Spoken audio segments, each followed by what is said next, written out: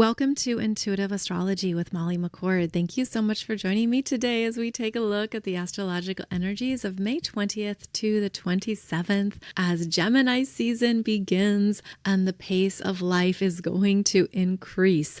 There's going to be a lot more going on, more to plan, consider, choose, figure out. There will be an uptick, if you will, in everything that is presented in front of you, what you need to get done, schedule, discuss, finalize, and select. This can also be a time when it's simply easier to be communicating and sharing more about your world and your life. So that is how this week is going to be amplified here as the sun enters Gemini on May 20th at 8:37 p.m. So by the time you listen to this, it could be a very active start to Gemini season. Now, not only does the sun enter Gemini, but we also have Mercury in Gemini, plus Uranus and Sedna, all in the early degrees of Gemini. So this means in your chart, there is a lot happening here that we are meant to be discussing, thinking through, expressing, and essentially moving forward. And so a busyness is now here. And the busyness of Gemini season is actually quite interesting because it tends to show up as being stronger in one expression more than another. So let me explain. Now, Gemini is about duality. It's the sign of the twins.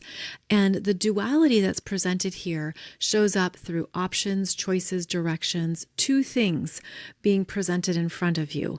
But at a more energetic level, Gemini season is when we check in on how we're using all of our capabilities to not only think through what's on our mind, but then to do something with it, to write it out, to communicate, to essentially move the energy through us so it's not just stuck in the mind.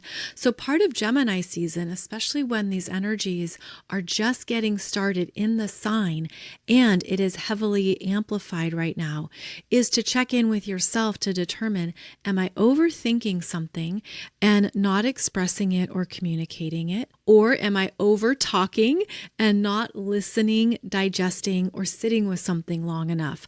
And this is where you might see in yourself what energies are out of proportion, where this will be a season of change, a season to kick off some new ways of working with your own mental energies and your self-expression, as well as how to improve your communication skills, your writing skills, perhaps anything you want to learn, study, teach, or focus in on could also be coming to your attention now. And Gemini season is beginning in a very powerful way because not only is the sun entering Gemini May 20th, but it will be immediately conjunct Sedna and the Pleiadian star cluster, then also conjunct Uranus in Gemini, all within the first few degrees of the sign, plus we have Mercury in Gemini, the ruler of the sign, in his home sign. And essentially when we look at all this energy together, this is a time of shifting your consciousness,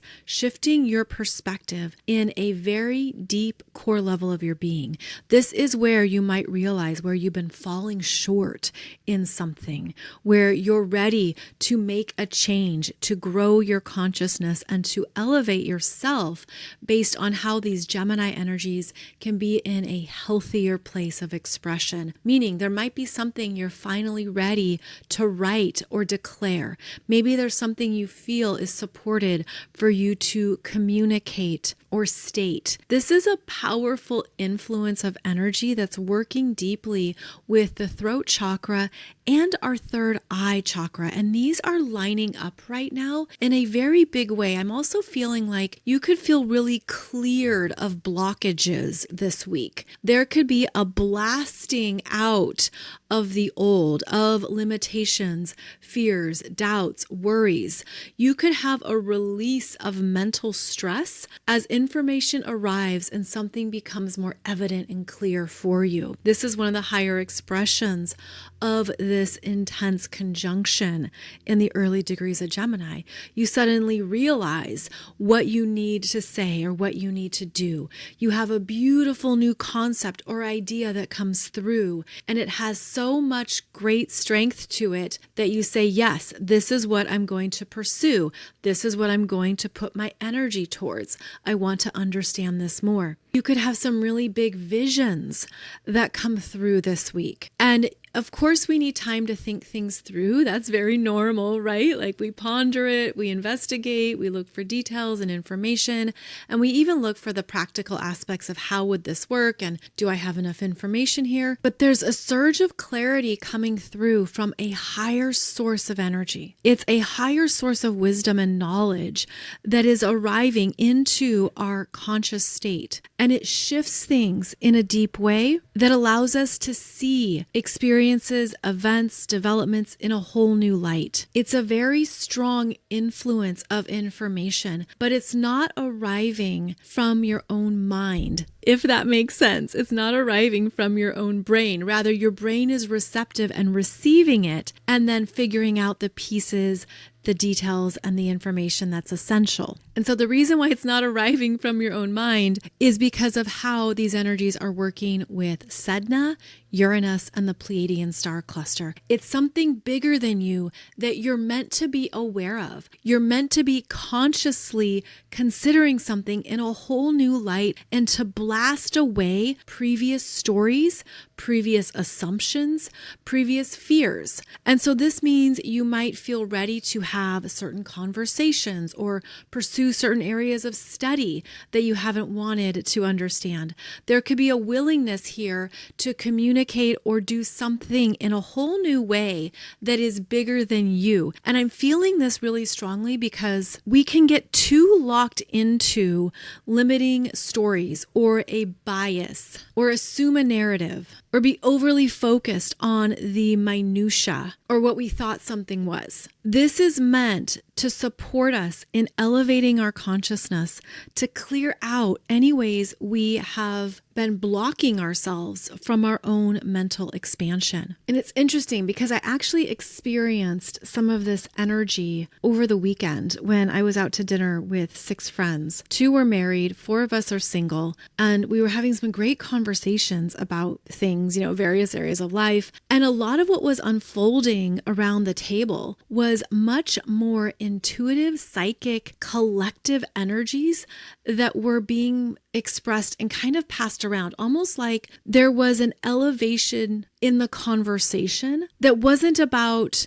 basic everyday matters. It was more about picking up on specific information for each person in a very loving, compassionate way. I was thinking about it afterwards. I'm like, that was an elevated conversation that felt very easy. It had a natural flow to it. Everyone was comfortable. And it was even more personal than what would normally be shared or offered, because there was some beautiful vulnerability that was expressed, but it was lovingly received. And it was a very safe dinner table to be discussing various matters. And I was thinking about how this is such a lovely example of how to be in the heart and how to be open and sharing with others of similar vibration and frequency, and that it elevates everyone. It was good for all 6 of us. And so the Pleiadian influence is about that compassionate, heart-based ability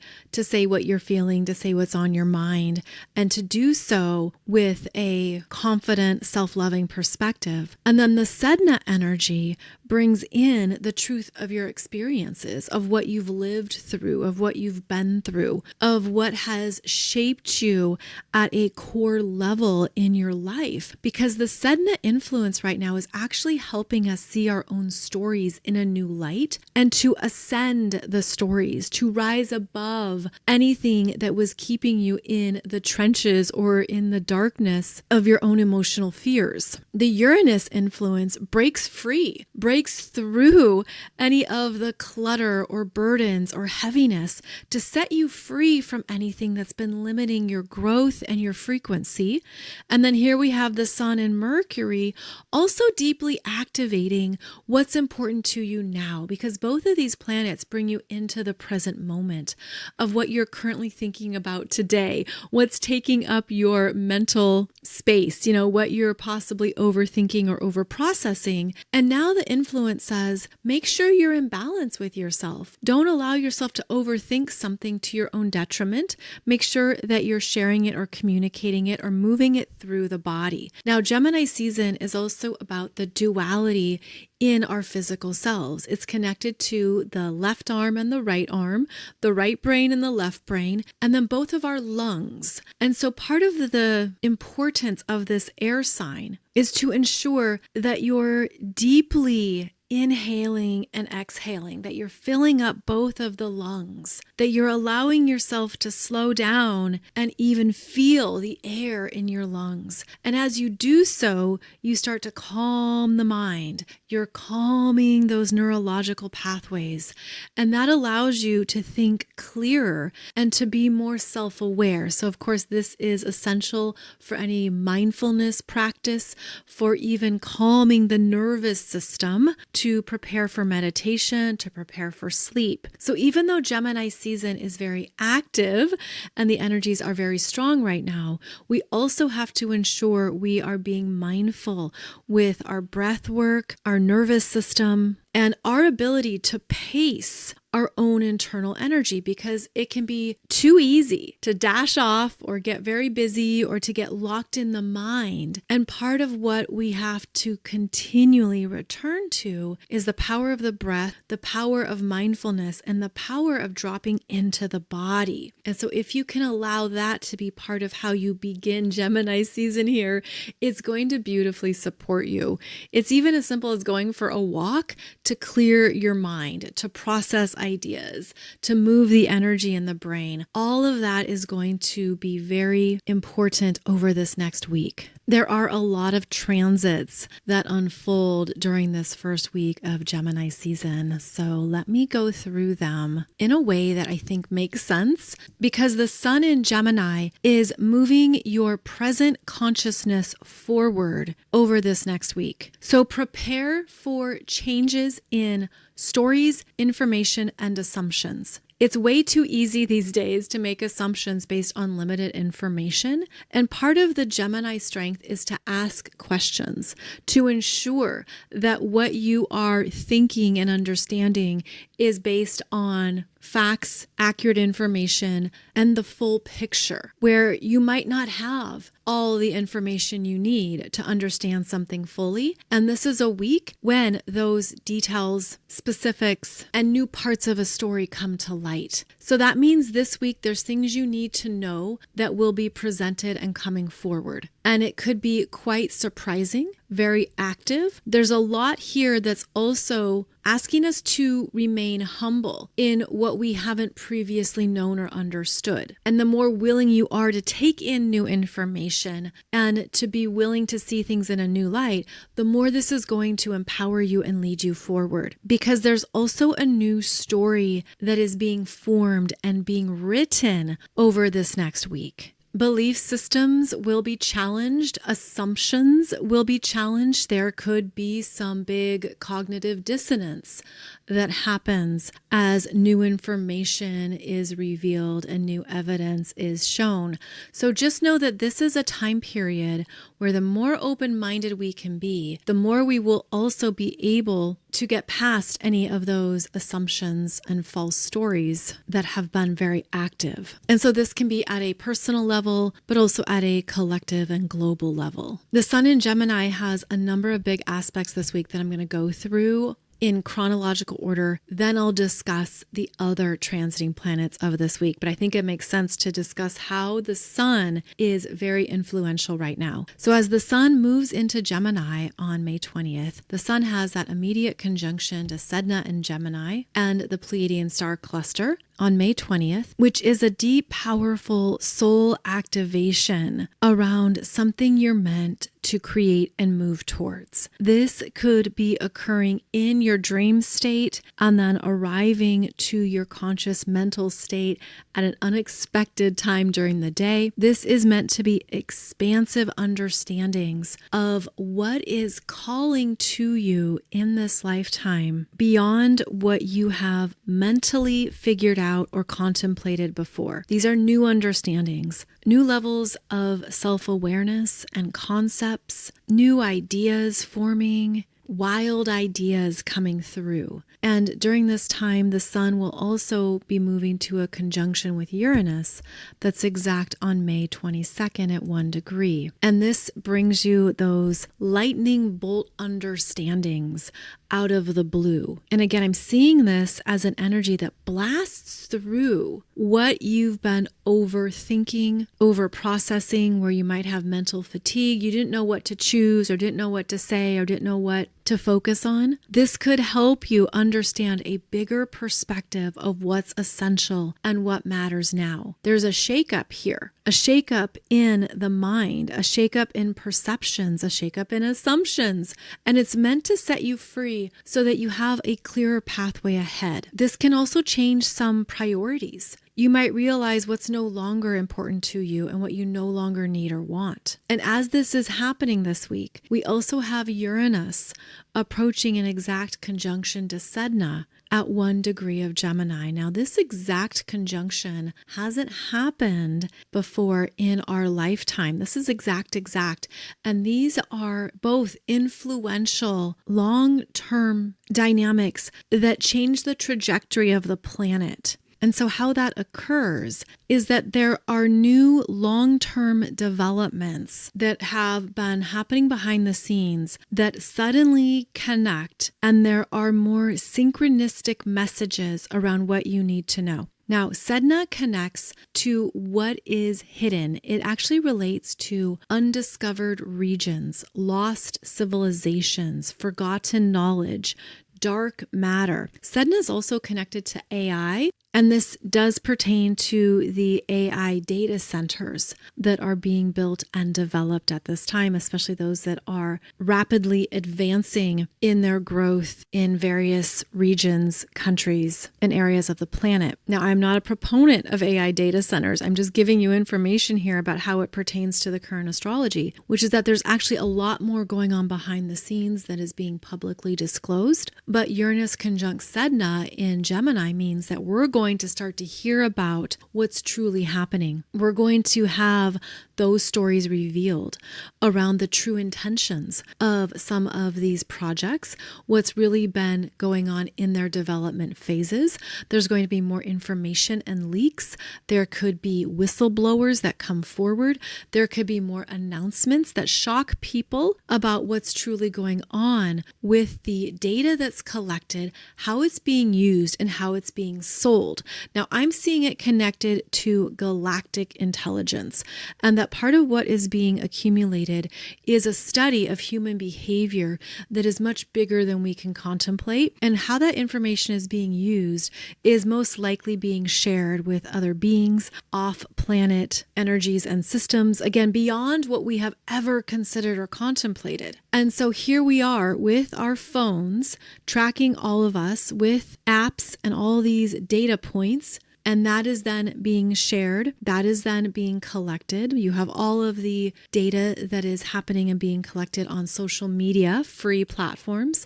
And then you also have this increase in these AI data centers that are also collecting quantum amounts of information that is also being used. So essentially, there is some huge study and information being gathered on humanity. And all of that has a purpose. Uranus conjunct Sedna is going to reveal what's going on behind the scenes, what is being used and why and how. And this unfolds over a few years. So even though this conjunction is happening now, the revelations are going to happen over the next year or so because of how slowly Sedna moves, and Sedna has the secrets. Sedna is connected with a slow ascension. Uranus is connected with immediate insights and knowingness. And I was also thinking about how interesting it is that Google has their new Google Gemini platform. Well, it's not new, it's been around, but it's their AI platform here in the age of Uranus and Gemini. That's not a coincidence.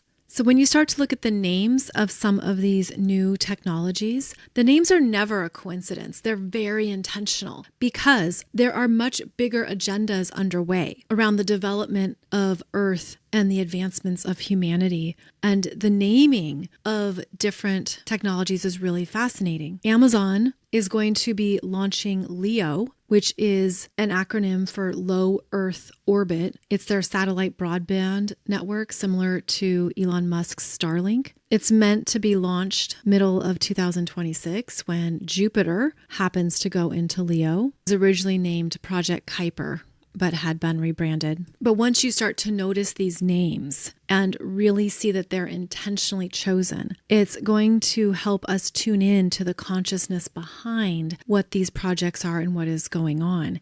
And that's really important because there are very big agendas at play around how these powerful tech companies want to have control over us at an individual level through our data. So we have to stay mindful of the bigger picture and be curious and open to it, to ask the hard questions, to stay open to information we didn't think would be possible, because this is also how our personal consciousness is going to track with what some of these hidden agendas are intending. And I don't mean that to sound like completely nefarious. I just mean we have to stay alert. We have to stay smart and understand that data is one of the most powerful things on our planet right now. And it's being widely collected and accumulated. And so with all this energy in Gemini, that is part of the bigger story that's going to come to the forefront and more of what's going to be revealed here in the next few years. So in addition to Uranus conjunct Sedna in Gemini at 1 degree, we also will then have the Sun in Gemini move forward,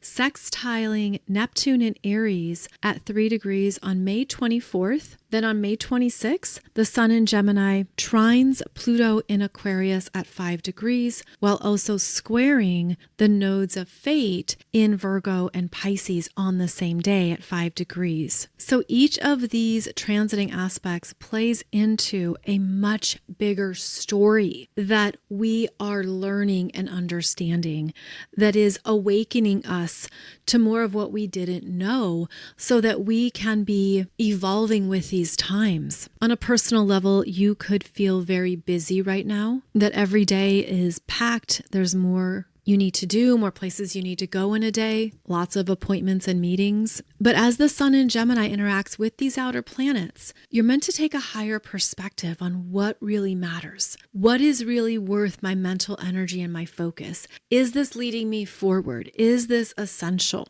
So the Sun in Gemini sextiling Neptune in Aries at 3 degrees on May 24th is a day to understand, does this align with my new chapter, the new dream, the new ideal that I want in my life? Am I making choices that support the new starts that I want?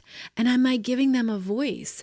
Am I mentally focusing on what I want to manifest and energizing it? So when the Sun sextiles Neptune, we can have new messages, downloads, and visions that come through that are beautifully inspiring. This could be something that clicks for you, that helps you with a plan, helps you put the pieces together and understand this is where I'm going and this is why. And you could be inspired to discuss it with people and to share what that endeavor might be. Then as the Sun in Gemini trines Pluto in Aquarius at 5 degrees a few days later, on May 26th, there's an added surge of empowerment here because that Pluto, even though it's retrograde in Aquarius, Pluto is connecting you to that ultimate vision that you're meant to be fixated on, and it has a natural life force to it. And so the Pluto is interesting because it does two things. It requires you to face your fears around something you need to say, express, write,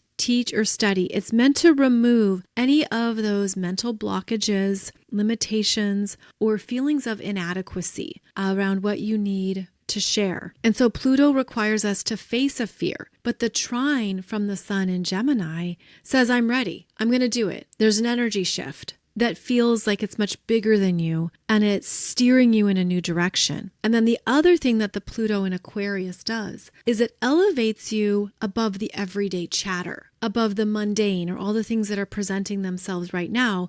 That Pluto in Aquarius says, okay, look at the big picture of your life and lock in to what you want and why, and be empowered by that. And the sun in Gemini feels that too. The sun in Gemini is like, yes, this is how I want to change my life. This is my willingness to change my life or to do something in a new way. And that's because that sun in Gemini is mutable air. So it's a willingness to see things in a new light that creates a new alignment with the trajectory of what you're doing. So you might realize, for example, where you're wasting your time in a day. And you're like, okay, I'm doing too much scrolling, or I'm on my phone too much, or I have too much going on and it's overwhelming me. I need to simplify. I need to be in control of my energy in terms of what I'm doing every day and whether or not it's essential and whether or not it matters. Now, this is actually a beautiful energy to tap into because the Gemini energy builds on the Taurus energy, right? We just left Taurus season, which was about grounding, stabilizing, clarifying what you value and what you need. And when you have strengthened that at an internal level, it allows you to make clearer choices in Gemini season that are more true to who you are. So in other words, you get rid of the excess, you tune out the noise, you're not as distracted or pulled in multiple directions, which is how an ungrounded, restless Gemini energy works. Rather, this is a time to look at, okay, I'm clearer on what matters to me in my life, and I'm going to make choices that demonstrate that. Now, we also have Mars in Taurus as of May 18th. And this Mars in Taurus goes slow. It's steady. It doesn't want to be rushed. And it looks at the practical matters at hand. And you could feel that you're motivated to make something real because it directly relates to the life you want to live. It also relates to financial matters, the energy you have in a day to do something, and what you know is worth your dedication. So this Mars in Taurus is actually slowing us down, bringing us into the body and wanting us to stop and take a breath, check in. How much does this matter to you for the long term? Is this connected with building a life that is good for you, that is empowering for you? Or are you realizing there's too many distractions happening, there's too much that's taking you off your center, and there's too much that you've been investing in, and it's created perhaps overwhelm or disappointment? So I feel that part of this week, when we look at Mars and Taurus, plus all these planets in Gemini, there's something that you're newly assessing through a fresh lens, and there could be more of a willingness to make the changes that are needed now. Maybe even changes that you didn't want to make earlier, like say 2 weeks ago or earlier this year. Now you're going to feel a shift and like, okay, yeah, I'm ready to do this in a new way. I feel that this is fresh and different and I'm ready. And it's easier to make these changes when we have strong Gemini. So this could also be something that clears out any of your own internal blockages, especially those mental blockages, because with the sun in Gemini being so active this week, our perceptions are changing. And it's really easy to stay in the habits and routines of our everyday life. Like how many of us feel like we live on a hamster wheel at times? Well, now you're ready to bust off of that hamster wheel, get on that unicorn, and do something that really matters, that you've been feeling or sensing has been calling to you. Because when the sun interacts with this many outer planets, we're undergoing some big changes and shifts. Now in Gemini, again, it comes back to your own mental perception, your choices, your understandings. But I feel that this energy is so influential that we're going to see people making new moves, and it's going to be pushed. It could even be a push comes to shove energy. And that's because we have two other important aspects this week that are not letting us stay in a comfort zone. On May 25th, Mars in Taurus exactly squares Pluto retrograde in Aquarius at 5 degrees. Now, this energy is already building. It started building as soon as Mars entered Taurus on May 18th. But as this energy increases until May 25th, there is something that has to be removed and let loose. And as I say that, what I'm seeing is an avalanche and boulders coming down the mountain. And of course, I don't want that to be literal, but I'm seeing the energy of something being forced. It's being forced to release. It's being required to move, but it's happening potentially in an extreme way because that Pluto retrograde in Aquarius is going to be dominating that Mars in Taurus. Now, the square here is that push comes to shove, where Mars in Taurus will only do something it wants to do. It has to choose it. It has to have the willpower aligning to take the action. And so Mars in Taurus doesn't want to be told, doesn't want to be forced, and doesn't want to have to go faster. But here comes this square from Pluto retrograde in Aquarius. And this is a faster understanding of change that the soul is bringing forward. In other words, your human timeline is going to be overpowered by something this week. And you could feel like you're in a power struggle with it. So what are you struggling with right now? Where you're like, I don't know if I want to do that. I don't have energy for it. I'm not ready. Well, here comes the universe forcing something, like forcing your hand or forcing a development with that square from Pluto retrograde in Aquarius, which is actually connected to the bigger picture, future timelines, and what you can't see. Mars in Taurus is very grounded in the physical world. What you can see, touch, hear, taste is the Taurus domain. But Pluto retrograde in Aquarius has a bigger understanding of what's essential. And so there's going to be power struggles that could feel like they're placed upon you if you've been moving too slow, if you've been resisting, if there's been something here that hasn't happened, the universe is going to move it along. And Pluto can also be very extreme in terms of destruction, collapse, destroying something. There can certainly be ego deaths with Mars squaring Pluto. And it could be related to what you've been building or what you thought you would be building, where that Mars in Taurus is invested in, this is what I'm going to do. I'm committed to this paying off unto this happening.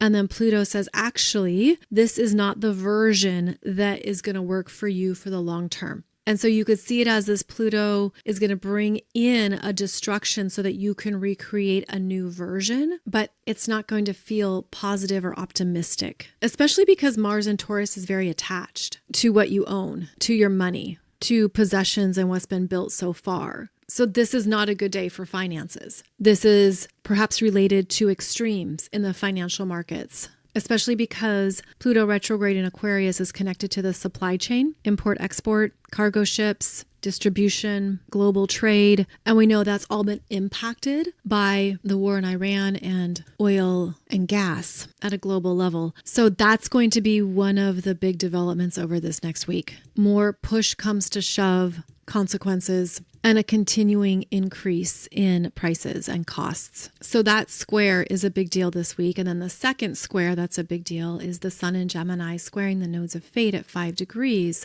on May 26th, the same day that the Sun trines Pluto. So this means we are meant to powerfully change a direction we've been heading. When the Sun squares the nodes of fate with the North Node in Pisces, we get jolted out of delusion and idealism. We are meant to come back into reality and do something different that maybe isn't fully aligned with what you were perceiving or dreaming. I'm getting the visual of meditating and then your phone starts ringing and brings you right back into the present moment and communications coming through. So this is going to jolt us out of a trance or out of anything that has been avoided, doubted, ignored, anything that's been in that dreamy North Node in Pisces state of, I'll just trust it, I'll just go with it, I'll just move with this and see what happens. The Sun in Gemini now requires active expression and participation of some kind. And as that Sun also squares the South Node in Virgo, it's jolting away any fears of perfectionism, overthinking, guilt, worries, and doubts. Because the South Node in Virgo brings up the lower expressions of Virgo. And I feel like these nodes of fate are both in more passive energies that are just going with the day, just going with the energy of the day. And the Sun in Gemini is going to jolt something and show you an important message, communication, conversation, or relationship that matters. Because not only is it squaring the nodes of fate, it's also trining Pluto on the same day. Again, this is May 26th. So there's just a lot here that's moving us forward over this next week. And of course, there's so many ways this can play out. So I know it's not specific to your exact life, perhaps, but it's important to know like this is what the universe is sending your way. This is where the universe is giving you some kind of jump start to align your mind with a higher awareness of what's possible. It's no longer passive observing or staying in a limited perspective. There is a change here that is very empowering and supportive of what you really want. And this is a week where it will be easier to do something with it. And it could be highly synchronistic, like right time, right place, because this absolutely supports the new starts that we were discussing so much in April when we had that grand stellium of planets in Aries. There was an intensity to these beginnings, and you could have felt a lot of energy around it, and then it stalled out, or you got stuck, or you weren't sure about what to do or where to go or how it would come about. And now is the time when the mind is shifting to see options you never saw before. So there is this mental change here in our own personal cognitive process where we expand into these new energies even more. Because I'm seeing it as a whole new field of mental awareness. As simple as, oh, I didn't see it that way before. Oh, I didn't know that. I didn't consider that. I wasn't aware of that fact. And it happens at a grand scale, at a big level, and it's happening into June. So I guess this is where you might find that a lot happens fast, that there's this pickup in things occurring that could be difficult to keep pace with, especially if anything's been backlogged. Like it's been stuck behind a dam or something. Now things start to move and flow, and we go where we're meant to go. And so that can happen mentally, emotionally, energetically, physically. There's just a lot of movement happening here over this next week and into June, and with so many outer planets involved. So remember, we're talking about Sedna, Uranus, Pleiadian star cluster, Neptune, and Pluto. This is much bigger than this moment. This is so much bigger than simply today or this week or even 2026. There is a bigger story that is gaining momentum here. And the more willing you are to work with it and honor your own transformation at this time, the more you're going to reap the rewards of these new energies that are arriving rapidly. Now we have one more influence this week that I want to touch on, and that relates to Venus in Cancer. So Venus just entered Cancer on May 18th, and she stays in the first water sign until June 13th. Now Venus in Cancer is soft, kind, patient, compassionate. She is very loving, giving, and also more of an introvert with her needs and energy. Venus in Cancer is going to square Neptune in Aries at 3 degrees on May 21st. So right after the Sun enters Gemini, we have all this big Gemini energy going on. Venus squares Neptune, and that can bring up confusion, where Venus doesn't know what she wants or needs.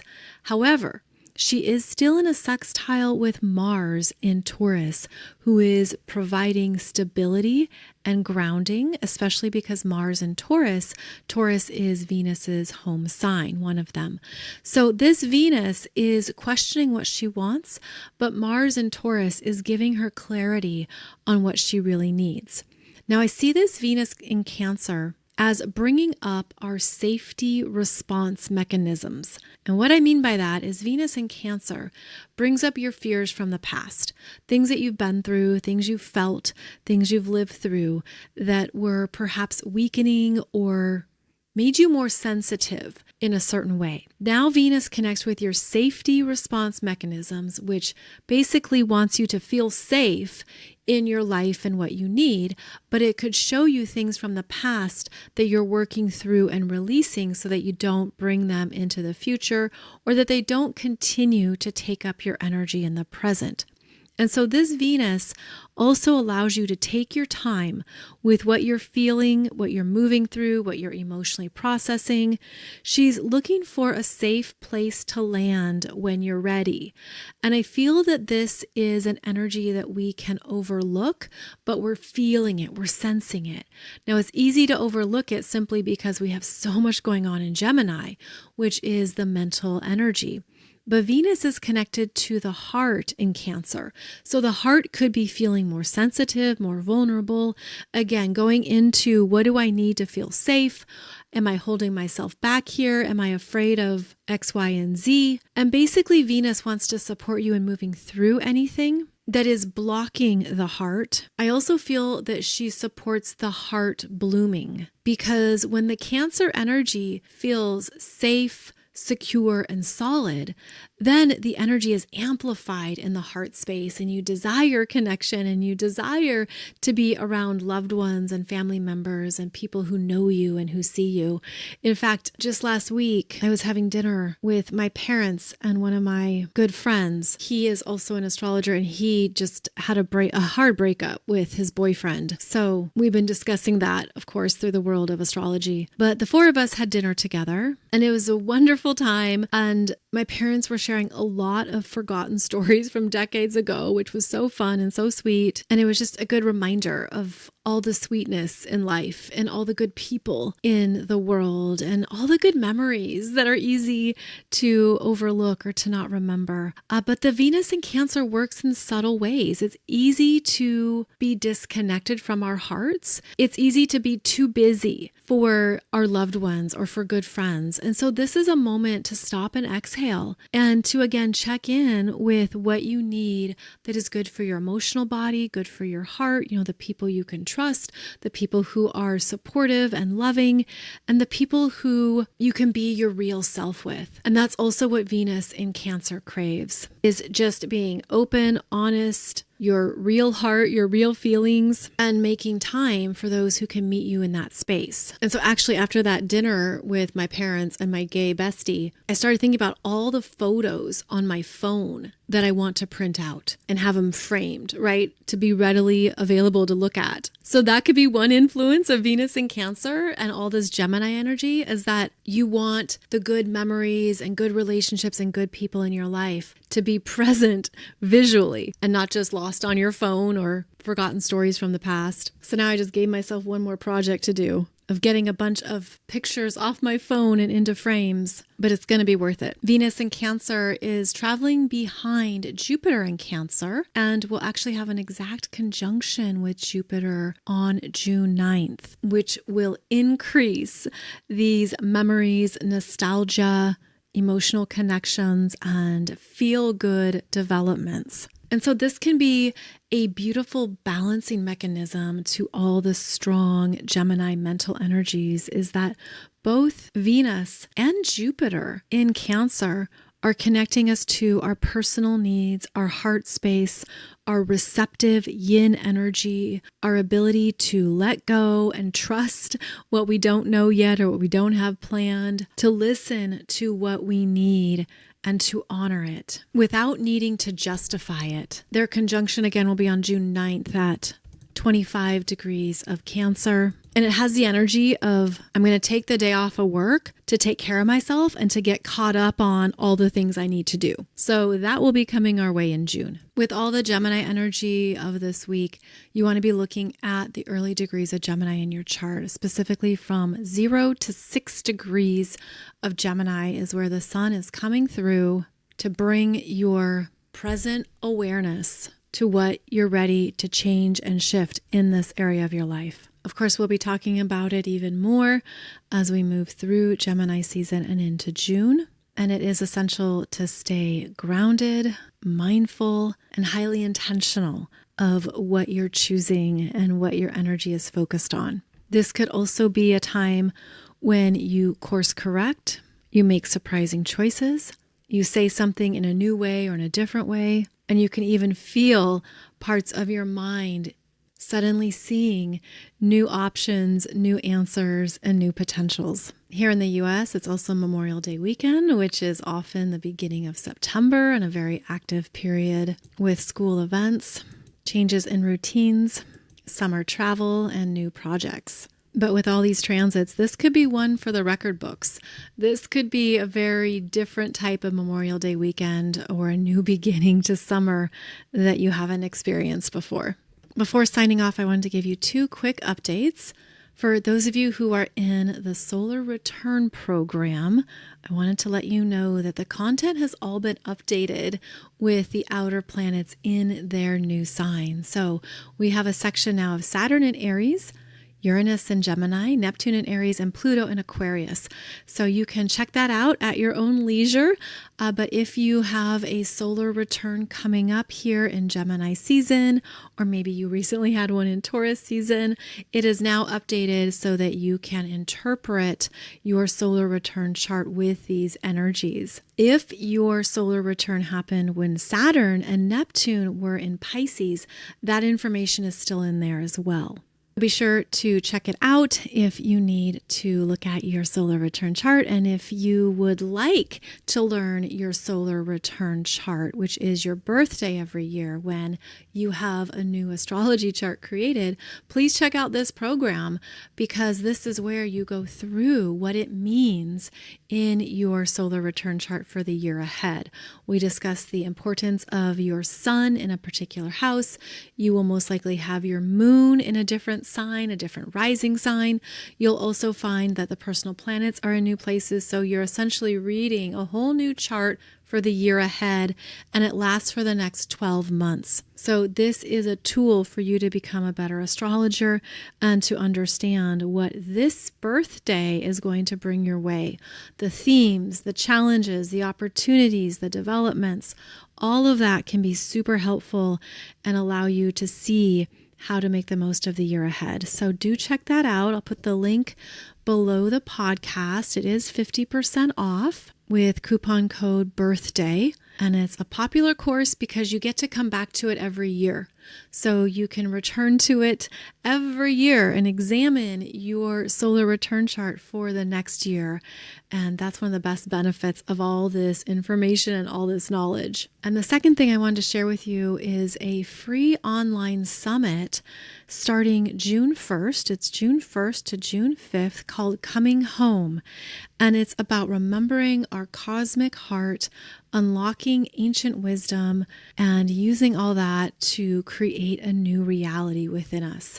This is an online summit that is free, and I'm so happy to be a part of it. I'm discussing your moon sign in this event, as well as other feminine energies in your chart that represent home to you, what you seek to feel at home, to be at home, what's naturally nurturing and supportive for your energy.